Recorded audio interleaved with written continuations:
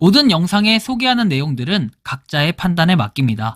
리 에이스 채널은 항상 모든 영상에 있어서 유료로 하는 것들은 신중하게 결정하시는 것이라고 말씀드립니다. 아울러 무료로 하는 것들 역시 각자의 판단으로 선택해서 결정하시는 점이라는 것을 강조드립니다. 안녕하세요, 리 에이스입니다. 자, 여러분들 이번 시간은 파이코인 정기방송 한번 해보려고 합니다. 파이코인 방금 뜬 새로운 소식에 대해서 한번 말씀드릴게요. 코어팀에서 직접 언급을 한 부분도 있고요. 이거 방금 뜬 거예요. 자, 그리고 그 외에도 좀 파이코인에 대한 여러 가지 소식들, 그리고 약간은 지금 무겁게 얘기하고 있는 아까 전에 제가 방송에서 다뤄드린 해킹과 관련된 내용의 좀 일부분을 제가 한번 공유를 드릴 거예요. 요거에 대한 연관성, 지갑에 대한 연관성, 보안성 이런 것들이겠죠. 아무튼 영상을 끝까지 봐주시면 좋겠고요. 자, 지금부터 한번 시작해 볼 수 있도록 하겠습니다. 자, 보시면은 여기에는 이렇게 달립니다.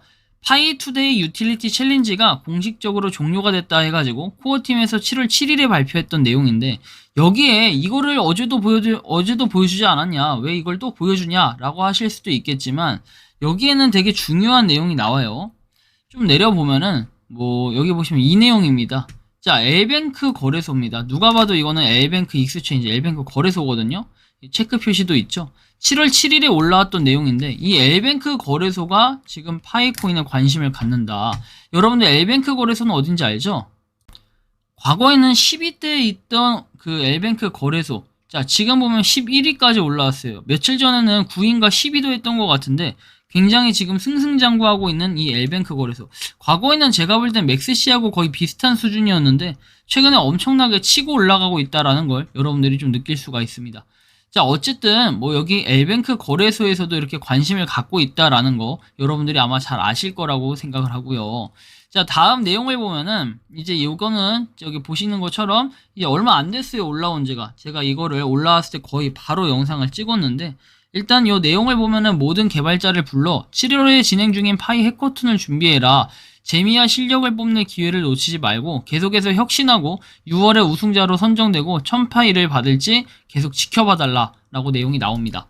그래서 파이 해커톤에 대한 내용이 쭉 나와 있고, 해커톤은 연중 생태계 개발 노력을 촉진하고 개발자에게 정기적으로 액세스할 수 있는 기회를 제공하도록 하는 거라고 했어요. 파이 앱을 제출해가지고 이 프로젝트에 참여할 수 있다라고 얘기도 하고, 쭉 한번 보시면 돼요. 도전. 근데 여기 보시는 것처럼 보상 및 혜택해서 1000만 개의 파이 암호화폐 토큰을 받게 된다라고 했는데, 아까 나온 내용과는 약간 다르죠. 아까 1000개라고 했던 것 같아요. 자, 그래서 쭉 내용들은 한번 살펴보시면 되는데, 저는 이게 약간 이런 생각이 드는 겁니다. 우리가 매달 반감기가 오는 거에 대해서는 어느 정도 내 채굴 수량이나 이런 거에 민감하기 때문에 하게 되지만, 해커톤 같은 경우에는 진작에 이렇게 그냥 수시로 아이디어를 받는다 정도로 해도 되는데, 요것을 이렇게 굳이 상금까지 나눠가면서 했다 그러면은 매달 참여하는 사람도 있겠지만 결국에는 참여자만 계속해서 참여하는 약간의 폐쇄적인 이런 한계성도 분명 존재할 것 같아요. 이렇게 할 것 같으면 연중으로 해서 1년에 한 번씩 했던 것도 좋을 텐데, 저는 그냥 이거보다 상시, 그 다음에 수시로 해가지고 좋은 아이디어가 있으면 그거에 대해 파일을 제공해주는 이러한 방식을 좀 채택했다면 어땠을까 하는 약간의 아쉬움도 있습니다. 왜냐면 상황에 따라서는 저 사람 파일, 내가 상금으로 파일을 좀 받을 수 있겠구나 생각하면서 도전을 계속 해볼 거 아닙니까? 그렇게 했을 때 나오는 아이디어도 분명히 있을 텐데 살짝 아쉬운 부분은 여전히 존재를 하고요. 자, 지금 보면은 여기 지금 아프리카 쪽 국가 있죠. 여기 나이지리아 같긴 한데, 자, 보시면은 여기에 나오는 노래들, 진짜 노래들이 나오거든요. 이거 보면은 정말 열정이 대단하다라는 걸 느낄 수 있어요. 진짜로 열심히 이렇게 걸어 다니면서 많은 사람들과 함께하고 있는 이 모습, 이것이 바로 그냥 파이 헬스 워크라고 돼 있죠. 파이 건강을 위해 그냥 우리는 걷는다 이런 건데 되게 특이해요, 이런 거 보면은. 그쵸? 그래서 우리나라는 이런 국가에 비해서는 훨씬 뭔가 좀 뒤처진 듯한, 어떻게 보면 이런 행사 같은 것도 한번 해보면 정말 멋있고 아마 뉴스 기사도 나오지 않을까 생각이 듭니다. 어떻게 보면 이분들을 광신도라고 할 수 있겠는데, 때로는 이분들이 정말 멋있는 분들이다 라고 또 평가를 해주고 싶네요. 한편 국기게임 여부에 대해서 한번 살펴볼 거예요. 아마 이번 시간 포커스가 되는 거는 이런 부분이 될 거예요.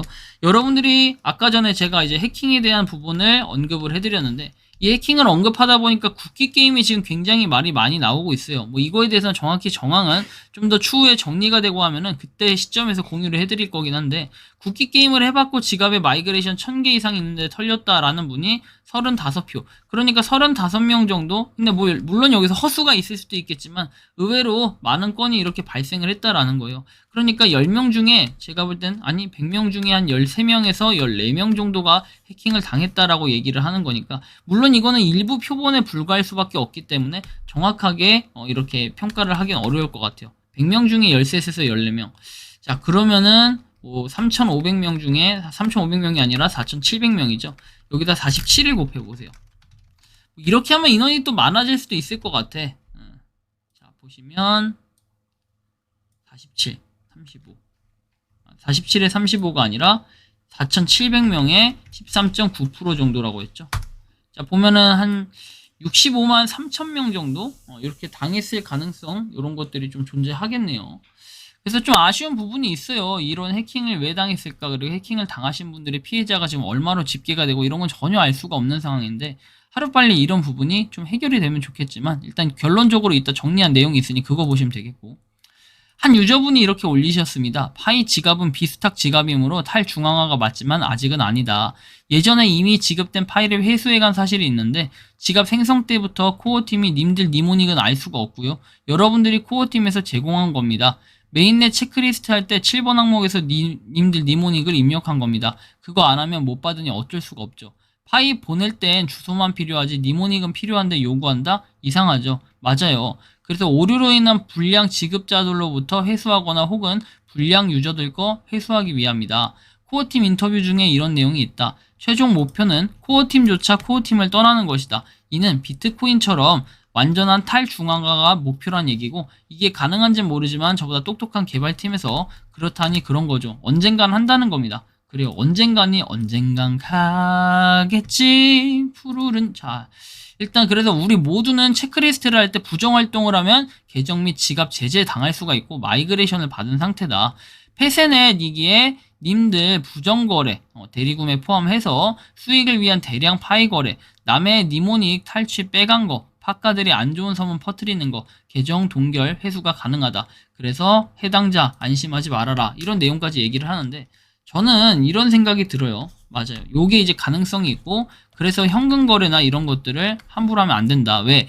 했을 때 현금을 받는 사람 입장에선 좋지. 하지만 코인을 받는 사람 입장에서는 나중에 요런 정황으로 인해 가지고 동결이 될 수 있다라는 거예요. 그래서 주의가 좀 필요하다라고 꼭 말씀을 좀 드리고 싶네요.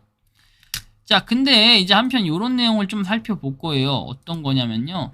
여러분들 과거 2년 전에 파이 네트워크에서 올린 영상이 하나가 있습니다. 이 영상에 따르면 파이 지갑은 비위탁형 지갑이다. 즉 본인만 지갑의 암호에 접속할 수 있다라고 내용이 나와요. 추가적으로 보면은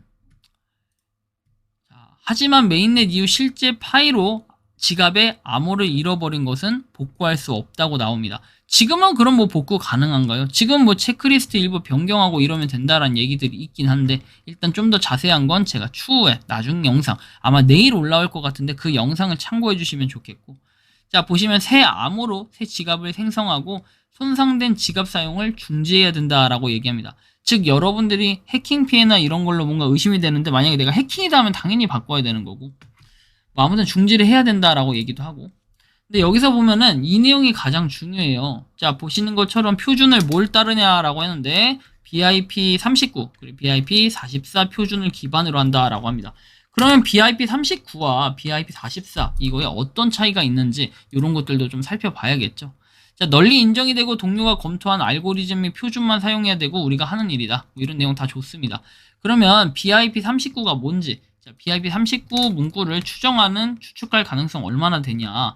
자, 대부분의 사람들이 상상할 수 있는 것보다 훨씬 더 독특하다. 24단어 BIP39 문장에는 2048에서 24제곱 가능한 단어 조합이 있다. 달리 표현하면은 3 곱하기 10에서 79제곱. 그러니까 0이 정말 무수하게 많죠. 그렇죠? 뭐 억, 조, 이 단위로도 안 될 것 같아요. 그렇죠? 굉장히 무궁무진하게 퍼져 나간다. 자, 오늘날의 기술로는 사실 니모닉 코드를 예측할 수 없다라는 이런 답변이 있습니다. 그렇죠? 자, 근데 여기 추가로 보면 BIP39가 뭔지부터 알아야 되는 거잖아요. 자, 니모닉을 생성하는 단어 세트를 구성하는 방법과 지갑이 암호화폐 키를 생성하는 데 사용되는 이진 시드로 변환하는 방법을 설명하는 구현이다. 그래서 다른 암호화폐 거래를 실행하는 데 사용이 된다라고 얘기하고, 암호화폐를 단순화하고 BIP39의 모든 세부 정보를 알 필요는 없지만 조금 알면 확실히 도움이 됩니다 라고 얘기합니다. 그래서 한번 살펴보면은, 자, 이 두 개만 보면 돼요. 딴 거 볼 거 없어요. 자, 보시면 니모닉 문장, 시드 구문이 무엇이냐 해서 일반적으로 12 또는 24자리의 단어를 입력하는 것을 얘기하고, 문자열을 전달하려고 할 때 자주 발생되는 오류를 줄이는 것이다. 그래서 지갑은 복잡한 해싱, 그리고 솔팅 및 체크, 이런 것들이 있어서 시드로 변환하는 무거운 작업을 처리한 가장 중요한 개인 및 공개 암호화키를 생성하는 데 도움이 된다. 무작위로 선택된 숫자에서 생성되는 것이 매우 중요하고, RNG란 무엇인가? 시드 구문 생성과 같은 여기에 다른 문서에서 설명된 다양한 방법으로 생성할 수 있다고 얘기하죠. 구문의 암호는 여러분들이 알고 있는 것처럼 12개 24단어의 집합이고 비밀이라고 얘기를 해요. 암호의 주요 목적은 시드 문구가 누군가에게 실수로 공개될 가능성을 방지하기 위해 추가 보안 계층을 만든 것이다. 그쵸? 시드 문구 자체가 추측에 믿을 수 없을 정도로 높은 수준의 보호를 제공하기 때문에 무차별 추측 공격의 위험이 실제로 크게 줄어들지 않는다라고 얘기합니다. 그래서 무차별 대입 공격으로 암호를 추측할 수가 있다라는 건데, 결국에 정리를 해보면은 일반적인 암호화폐, 비트코인, 이더리움 이런 것들을 취급하는 곳들조차도 심지어 이렇게 사용을 했다, 채택을 했다, 이런 얘기들을 하고 싶었던 것 같은데, 우리는 파이 네트워크라는 것은 결국에 지갑이 가장 중요해요. 왜냐면 지갑에 여러분들의 메인넷이 됐을 때 들어오는 파이가 분명히 있을 것이고요. 그리고 만약에 요게 들어오지 않으면은 아예 아무것도 할 수 없는 그냥 지갑일 뿐이에요. 근데 이제 여러분들한테 좀 꼭 알아야 되는 부분이라고 한다면은, 파이코인을 해킹을 당했다? 근데 해킹을 당했는데 정확히 원인을 모른다. 이것도 사실 문제고, 그 다음에 제가 여기서 좀 더 중요한 얘기를 하자면, 파이 같은 경우에는 아까 전에도 얘기가 나왔지만 그 체크리스트 7번이라든지 이쪽에 서명을 할 때 불법 행위, 잘못된 행위 이런 것들 있죠. 이런 것들에 위반하는 경우에는 계정을 동결할 수 있다라고 얘기했죠. 근데 이제 억울하신 분들 같은 경우에는 소명을 당연히 하셔야겠죠. 아마 계정 동결 처리가 된 경우는 거의 없어요. 근데 이제 여러분들이 한번 잘 생각해 보세요. 내가 해킹을 당했어. 원인을 몰라. 근데 코어팀이래. 코어팀이 했대. 또는 코어팀이 책임져야 된대. 본인들이 지갑 관리를 잘 못해놓고 또는 다른 이유로 어떻게 해서 오류가 났든 간에, 일단 여러분들한테 꼭 말씀드리고 싶은 건 요 계정 동결이 됐을 때 또는 이런 불법 행위들이 이루어졌을 때 파이코인은 결국 생태계가 무너지게 됩니다. 그럼 우리는 앞으로 어떻게 해야 될까요? 저렇게 하는 분들에 대해서는 분명한 신고 정신이 좀 필요하다. 그리고 신고 정신이 아니라 할지라도 저는 솔직하게 이 파이코인에 대해서 가격 31만 4,159달러가 당장에 적용된다, 이렇게 보기는 어려울 것 같아요. 점점 더 많은 사람들이 그냥 제도하니까 나도 해야지 해가지고 그냥 물품을 팔고 파이를 사는 거, 이건 상관없겠지만 코인, 다른 비트코인이라든지 아니면 우리 현금 10,000원 이런 걸로 파이코인을 산다. 사실 그거는 굉장히 큰 문제가 야기될 걸로 보여진다라는 겁니다. 여러분들이 생각하는 이 파이코인 방금 뜬 새로운 소식은 어떻습니까? 자유롭게 여러분들의 의견을 댓글로 남겨주시면 좋겠습니다. 자, 이번 영상은 여기서 마치는 걸로 하겠습니다. 도움이 되셨다면 구독과 좋아요, 알림 설정 부탁드리고요. 파이코인을 채굴하고 계시는 많은 분들, 그리고 파이코인 생태계를 노력하시는 모든 파이오니어 분들, 오늘도 파이팅 하셨으면 좋겠고 즐거운 주말 보내시기 바랍니다. 니 에이스였습니다. 감사합니다.